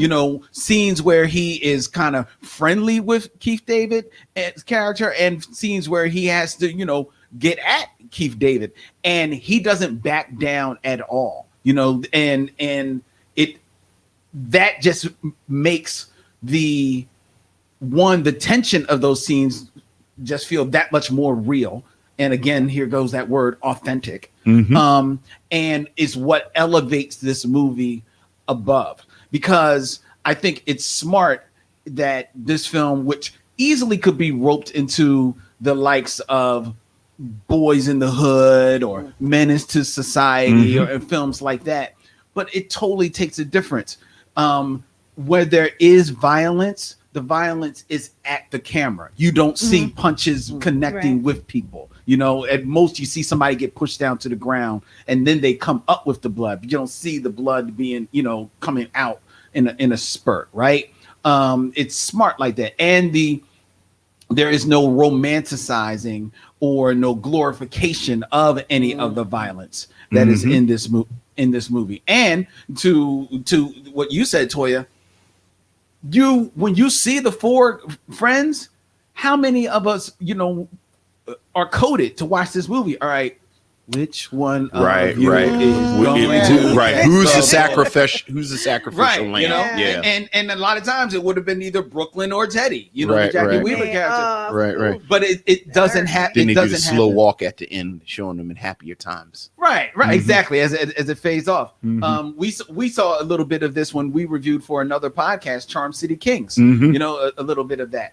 You talk about the sense of place. I love the scene. There's another scene that I loved in here where Ant and Rashad, you know, get at each other because Rashad gets at Ant because he's out there, you know, like hustling for Big Boy's character, right? And you see him punching. You don't see the punches connect, but you see, like, you know, he's getting at his little brother, and you know the uncle comes and breaks it up. You'll get in your room, whatever. And I love the next morning. There's still tension, but they're sitting there. They're watching Good Times. The quote is, "We never discussed our problems. We just watch Good Times." We just watch Good Times. I thought that was such a great line. But it's real though. Yeah, it's real because in watching the Good Times and as they pass, you know, like I think it's like peanuts or cashews between them, one another. There's no malice between them. It's this is, you know, they're still living. They still got to get through the next day. I don't think we said I don't want to lose him. Evan Ross is fantastic. Yes, too. Evan Ross is there. And I really like Evan Ross. And he's another one I feel like it seemed like he was starting to have a career, and now you don't see him as much. Yeah, that's true. He does music. Okay. He's married and married and his kids. And well, I want him to act because I like his acting. Yeah. He was brilliant in in Pride. Something. Yeah, I was about to say he was in something. He was brilliant in Pride, like absolute with Terrence Howard. Okay. And he kind of feels the same way in this character, right? Because, Evan Ross is the son of the iconic Diana Ross. So you know that this is not how he grew up. right. You understand what I'm saying? See, he grew up very privileged. And he comes into this and he totally embodies this young teen who's trying to figure out who he is, who he wants to be. And how many young teens, young males are like, I don't know if I want to work this 9 to 5 or this job. I want my money right now. Right. So there's this identity struggle that he's going through where Rashad kind of knows who he is. Evan Ross's character, Ant, is still trying to figure it out. And you forget. To me, a great actor is an actor where you forget who he is in real life. Yeah. Or who she is in real life. Which is why no disrespect, but I anytime I see Halle Berry, I just see Halle Berry. That's exactly who I thought of when you said okay, that. yeah. Like I see Halle Berry all the way through. I love Halle Berry, but when I see her act, I always remember it's her. When I see Evan Ross act, I forget it's Evan Ross. He's just the character. Yeah. And I think he got that from his mother because I think his mother really could have had a more profound acting career. Yeah. So Evan Ross was recently seen in the United States versus Billie Holiday. And he haven't seen that. And he had prominent roles in the Hunger Games, Mockingjay, Part 1 and 2. Well, I don't remember him in that. Yeah, he was. I quietly rock with the Hunger Games movies. Messala in those films. Then maybe he was that good in it that you Maybe just he was forgot. You forgot. He's got this wonderful vulnerability in this. Like again, it's the best movies have this synthesis of all the different parts. Like it's that wonderful line where Rashad says, I call him Jelly Bean because he's hard on the outside, but then, it's that soft middle. Yeah. And it's such an evocative image. And, and the Jelly Bean is like garish and sweet and, I think the mark of like for me a great performance is it evoke some sort of emotion for like am I angry at this at this character, you know what I mean? And so he made me so angry that, and I think that's what made me think he was so good in it, because I was like, this punk, like why would you and there was things that I had to remember in this movie, like okay, these are kids, you know, this is not an adult trying to make adult decisions, these are kids. I just wanted to fight him, and that's when I said I wanted to fight him. That's when I knew he did a really good job. Look, as the father of a teenage girl, the argument between Keith David and Nunu, and there's a moment where it's not back and forth. It's maybe one back, and Keith David stops and says, "I don't have to explain myself to you." And I was right, and it's like, oh, that's dad's, like that's it, right? Like that is some dad stuff. Like the dad stuff is when she snapped at her mom and Keith David said, keep talking to your mother like that and your lips will beat you to the hospital. Look, listen, that was my dad. Right. I saw that in the mock turtleneck and everything. Right. I was like, dag on. Like he got out that car that was real and walked into Cascade. That was real With authority. And again, the direction with his cross trainers. I was about to say, they don't show his face. They don't even show his body. Nope. That's somebody's All know who it is. He got them dad sneakers on. Somebody's dad. He got out that car. It's like, this is serious business. And the twin said, is he married to your mama? No, he said, is he and your mama still together? The twins were fantastic. They were fantastic. The twins were fantastic. They actually were. Can we also discuss some of the choices that I'm assuming the director made in shooting the film? Okay. For instance, the scene where Anne is sitting in the classroom and there's no air conditioning on. Yeah. It's a great scene. The camera zooms in on the sweat above the teacher's lip, and it's Georgia, so you're automatically like, I can actually feel I'm hot myself. It's wintertime and I'm hot. Or the scene in Cascade when the drop of water hits the floor, Yes. and it's slow-mo. They all fall, and you feel like, I know what this feels like. Or the scene where Tanya, who was chasing after T.I. just simply for the fact that T.I. didn't want her anymore. How when she saw him with Nunu, they put the green light over her. Yeah. Right? These are choices. Yeah. Okay, because I'm sure that probably wasn't written in a script, but these were choices that help you connect with the plot and the feelings of each character. Yeah. They did an excellent job with that. Yeah. Storytelling shorthand. You know, they're doing it. And again, I read some reviews where people said that there were some like cliche moments in this film, and there are some cliche-ish things that are set up, but they don't play out like that. No, they don't. Because speaking to the Tanya character, in any other hands, that goes left. You know what I mean? There's some big play, some big scene that happens, right? And that is never allowed to fester. Also, this film, I think, is very, different in that from the very beginning, T.I. says, look, it's over between me and you. Whatever happened, we're not really privy to whatever happened. Right. But whatever happened, it's over. And he never steps back away from that at all. Yeah. Yet he is never disrespectful to her. No. He's dismissive of her because she is so insistent, but he's never disrespectful to her. He doesn't call her out of her name or anything like that. The girls call each other tricks, but that's I think that's a term of endearment between some women. I don't understand because they seem to throw it around a lot. I don't understand. It's not me. I didn't Tricks? like the script. They're for kids. So Wow. But I appreciated that because that easily could have gone a different way. It didn't go a different way. Right. That's Toya censures. Yes, I know. I love Big Boy. Yes. I love Big Boy. This was the big boy we've been waiting for. I loved Big Boy, and I loved his character, and I love. You know why? Because a little bit of Big Boy goes a long way too. But also, I love a character that I'm not 100% sure what he's going to do. Okay. Like the scene at the end if Rashad hadn't shown up, Mhm. I'm not 100% sure he was going to kill Ant.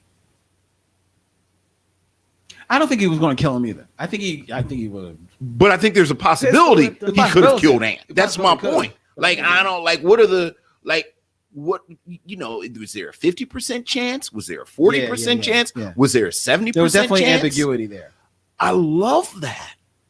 I love that about this character. Mm-hmm. And he's so kind of jovial and he's funny, but there's never a moment where you don't understand this is the apex predator. Right. Well, that's because he is written at the height of his intelligence. He's not written as like some just straight thug dude. You know what I'm saying? So that is just another level of just quality writing that is in this film. And we gave props to Antwone Fisher who wrote the story. Let's give props to the person who fleshed it out into the screenplay, which was Tina Gordon Chisholm. Right. So let's who I think also wrote the screenplay to Drumline. Oh, I love which is kind of the connective tissue with Jason Weaver and Dallas Austin, and Dallas Austin is the producer. Drumline. So another film that is very authentic. Look, I was gonna say we haven't done Drumline yet, but I love Drumline. I actually enjoy it. There's another film that snuck up on me. Yeah. And I was like, wow. Yeah. Am I liking Nick Cannon? Well, What's and not only happening that, here? not only snuck up on you, but much like this film from 2006, I think it snuck up on how resonant it remains. Yeah. That's true. Like That's true. 10, 15, almost 20 years later, it still holds up. So, I think that's something about this where at least I'll speak for myself. I always forget how much I like ATL. It's fun, but I'm surprised we've gone this long, and we haven't brought up just the sheer joy of the skating ring scenes. Yeah. Oh my God, it was so much fun. And Cascade is an important part of Atlanta culture. Yes. So when you hear Jermaine Dupri talking about it, you hear different Southern artists talk about we hang out at the Cascade. And I don't know if you've ever been to like a roller skating rink in full swing when the groups come out. Like in college, I used to go to one in Delaware, and the sheer force of the wind as the men skated by you, It's together. In rhythm. And when they jump and that boom. Right. It's no joke. Yeah. It's no joke Right. whatsoever. And again, it takes the focus off of this image that Black young men spend their time shooting each other. Yes. And yet we know that this was true. This isn't like somebody said, well, they don't really do that. Yeah, they really do. Yeah, like imagine a world where this actually happened. Right. And what I appreciated about this, and again, I'm going to reference a film that me and Vince recently reviewed, Charm City Kings, which talks about like this, what's like the motorcycle, Right. The motorcycle, the dirt, the 12 o'clock boys. right? 12 o'clock boys, and that film, and it's cool, and it's a culture in and of itself, right? But by virtue of how they take over like this neighborhood for this event, there is a touch of the lawlessness in that film, right? And in here, this is not lawlessness. This is just a celebration of just being alive, just being joyful, just being in the moment. It is a celebration of brotherhood in these groups. A couple of the groups who are mixed race groups as well, just having fun on the skating ring. It's a celebration of sisterhood. The sisters getting along outside of the Tanya, Nunu thing. There's really no butting of heads between sisters or any of the guys. It's beautiful in, again, here's that word, is authenticity as well, and in its exactness in how it just gives another side to, Atlanta another side to hip hop. Mhm. Like this should be like when they herald hip hop films, this should rightfully be at the top because the soundtrack is redunk on this joint. Yeah. I found myself like, yo, I am grooving to everything that is playing on this movie. Everything is so spot on this movie. Oh my God. I really thank you, Nikki. Yeah. Can I bring the room down for a second? Can I bring the room down for a second? Somebody has to. So I'm glad it's not me. the last note that I wrote of my notes at the end where it flash forwards 3 months. Right. And Rashad tells you where everyone ends up Mhm. and everyone lands in a good place. And the last line that I wrote is fantasy ending, but I'll take it. Cause like basically everyone gets away. And I was happy with it. And I am happy. But then I started thinking, unfortunately, Okay. there's a film called Have Plenty.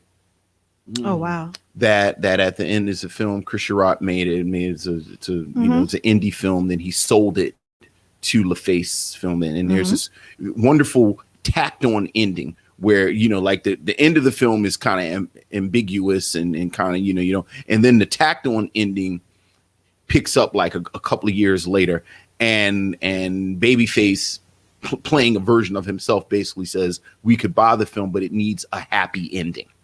And then it's a happy ending where they sell the film and he gets the girl. There is an Oscar Micheaux film called Body and Soul. We reviewed that. Which also ends real crazy, but the censors and everyone said, okay, you can't just end it like that. So then come to find out that everything that you saw that was crazy was a dream. Yeah. And it also has a happy ending. There is a part of me that cannot shake the image of Rashad telling everybody's fate. He went to college. He got the the recommendation, and now Ant's in school, and he got a job, and now he's a manager. And I got a cartoon in the paper, and she went to Spelman, and everybody's super happy. And then it shifts, and you see him drawing the cartoon that represents everything that he just said. And there's a little part of me that wonders if that's actually how the story ends, or was that Rashad doing the cartoon version of it in the actual paper? Because everything does end very nice and neat. Wait a minute. I'm trying to understand what you're saying here. What I'm saying is there's a part of me that thinks that whole part from 3 months later, where Rashad tells you where everybody ended up, didn't actually happen. That's just part of his cartoon that he has in the newspaper. Oh. Okay. All right. Wow. Okay. I don't think that's the case. Okay. I think it is like everybody has a happy ending, but like Ant don't owe Big Boy no money no more, and now he's in school. No, because here's the thing. Here's the thing you have to remember. One, I like it because everything that happens is more or less realistic, right?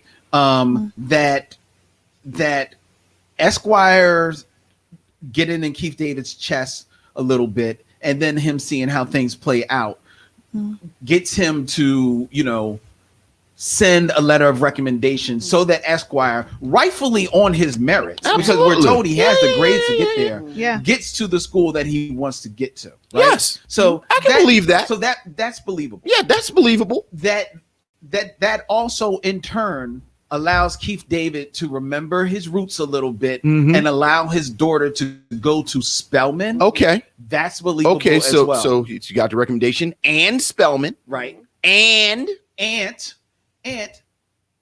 we're told, is doing better in school. We're not told that he's now an honor student or anything. He's just straightened out. He's just straightened out. Okay. So that sounds believable. Okay, so as and okay, and it's okay. Now we're told that the uncle, a lot of conjunctions here. We're told the uncle got tired of doing like the little, that was funny website thing. Right. Thought, so he was entertaining. And then went to church. Found a nice girl in church. Got himself woman. That happened. Okay. Mhm. And a lot of ands. Okay, but- a lot but- of ands. Well, it's 3 months I'm later. just A lot of These ands realistic ends. These are realistic. All right, ends. go ahead. If these ands happen, the next Sunday, I'll be with you. But this is 3 months later. Brooklyn got a job. Now he's a Brooklyn got manager. job, he's a manager. Okay. That was Okay? so cute. Which is 3 months later. All right. So, and he's a manager. Okay, so it's reasonable to see that All in right, 3 and- months he becomes like a manager. Okay. And And now, here's the little bit of a leap I'll give you. The leap is a little bit that in 3 months, he's able to get a cartoon that is presumably in the newspaper. right. Yeah. That's unrealistic, even in odds. It's also unrealistic. It's realistic in 3 months that Jason Weaver graduated from high school and got his own grills. At 21, No, he was finally. 21. He was Right. 21 years old. He had credits.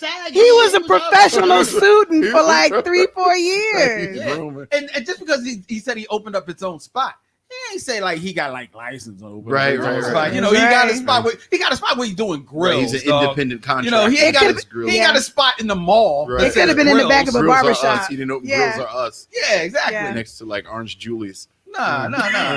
But I think when you go back and you look at the end for T.I., the film doesn't show T.I. talking about, or his character Rashad talking about his dreams. And so at the end, he realizes, I realized I was dreaming all along, because that part where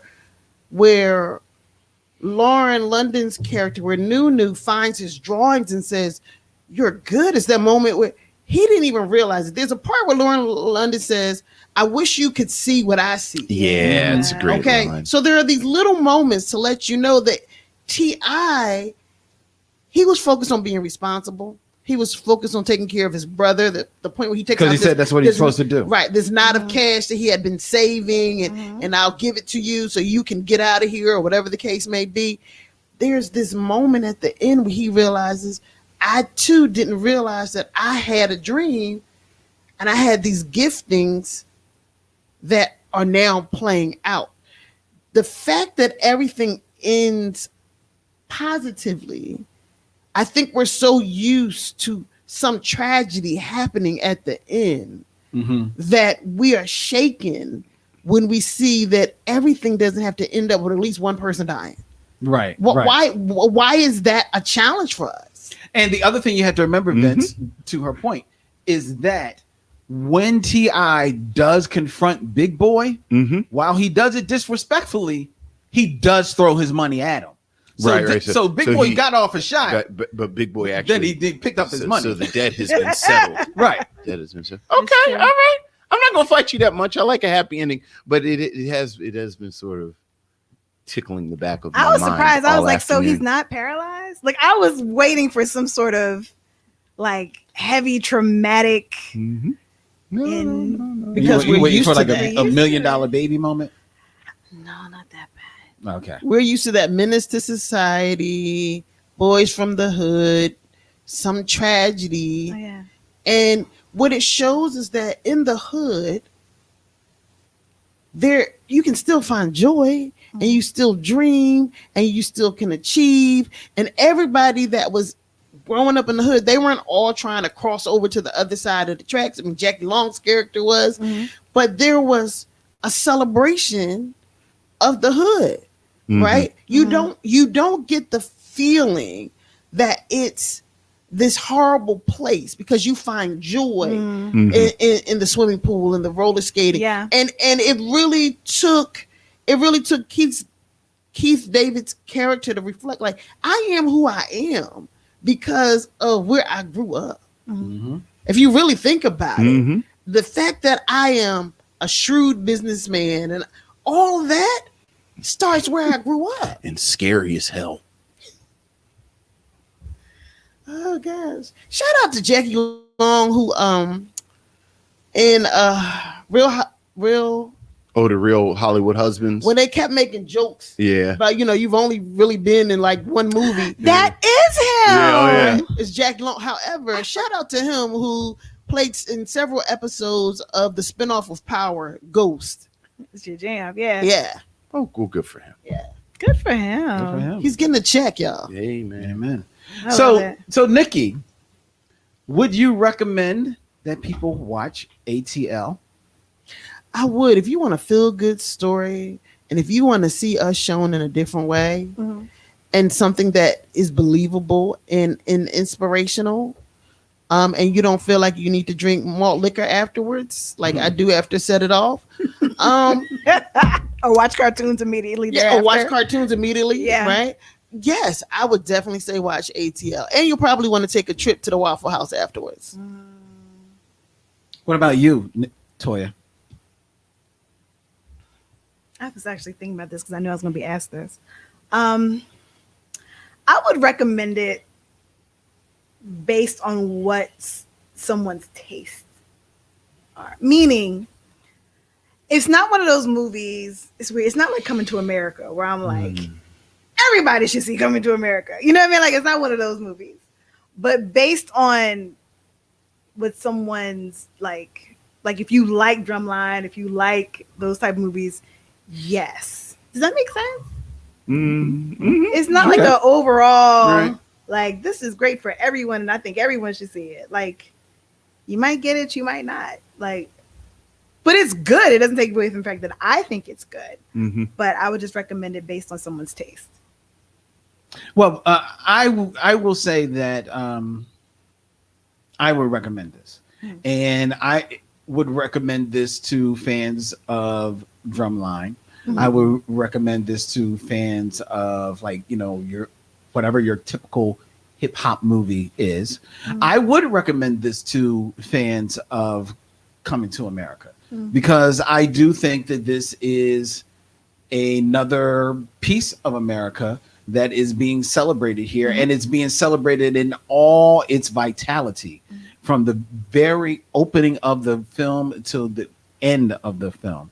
And I think it's a joyful time. I think it's a lesson. There's a lesson for families to dig into if they want to pull out of this film, especially in the scenes of brotherhood and in the scenes of this family of men, of these two boys and their uncle, you know, and their uncle's reality that he kind of like gives them about his reality, his truth. And I think this is there is a lot to be garnered for an entire family from the ATL. I am extremely happy. Before we had to get together a few weeks ago where we watched this, and that was actually my first time watching it. Okay. And I enjoyed the hell out of it. I enjoyed it even more watching it again today.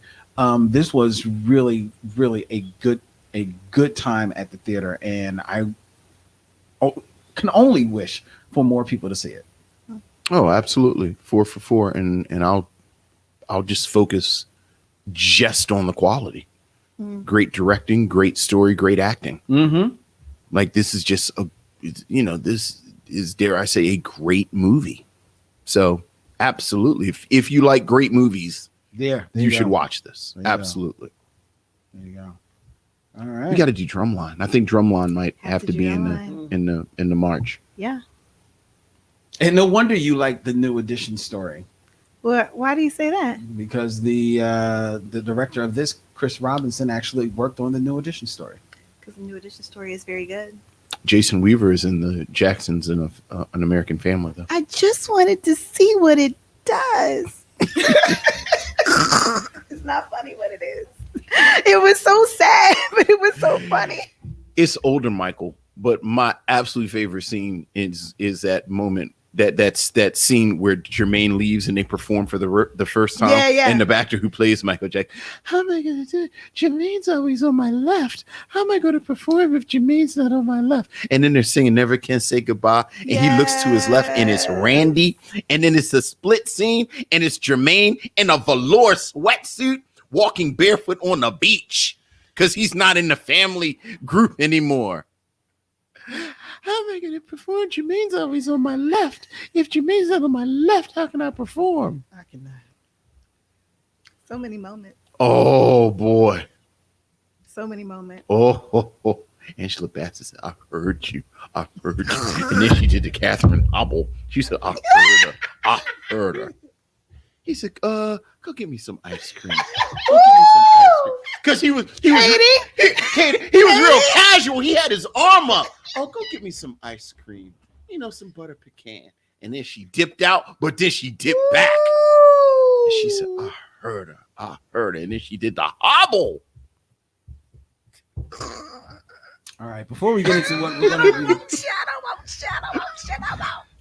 be reviewing next week, I want to thank Nikki, Wright, Toya, Haynes, Yes. of Unsung, Unwrapped, and the new podcast, the After Show After Party, coming your way to a podcast catcher this fall, ladies and gentlemen. Yes. Looking forward to that. Thank you. Thank you so much for Thank you guys. Thank you for inviting us. Absolutely. Yeah, definitely. As always.